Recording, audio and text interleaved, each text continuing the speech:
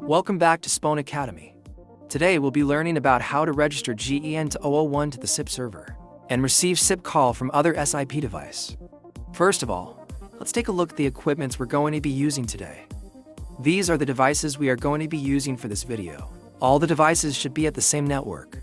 One GEN-2001 gateway, one PC as the SIP server, one SIP phone for calling test, one PoE network switch.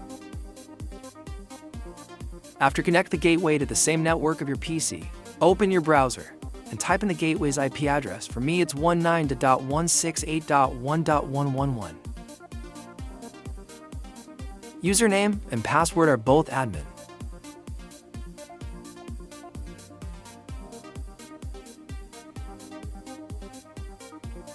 In the basic settings, select SIP. In this page, we can configure the gateway's SIP account information. Configure the user ID and authentication ID of the device. Usually these two are the same number. Here I'm going to change it to 2. Display name is the name showing on the other SIP devices when other device receive gateways calling. Now, change the server IP to your SIP server's IP address. For me, it's the address of my PC that has a SIP server running, which is 19.168.1.100. Click Save. Now go to the audio menu. Here you can select the output of the audio from SIP call and the audio input channel. Here I've changed the input channel to internal mic, so the other SIP device can hear the audio from the gateway's internal mic. And enable the internal speaker, so the audio from the SIP device can be heard from the gateway's internal speaker. Click Save and restart.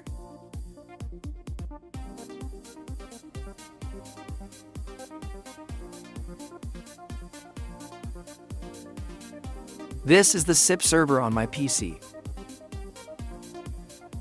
As you can see, the gateway is successfully online with ID number 2, and the SIP phone that I configured for testing with ID 10.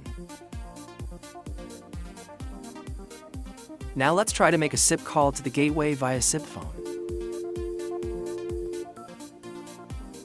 Gateway will auto pick up immediately when the state light's flashing, means it's receiving task. As you can see, the audio from the SIP phone can now be heard from the gateway's speaker, and SIP phone can hear the audio from gateway's internal microphone.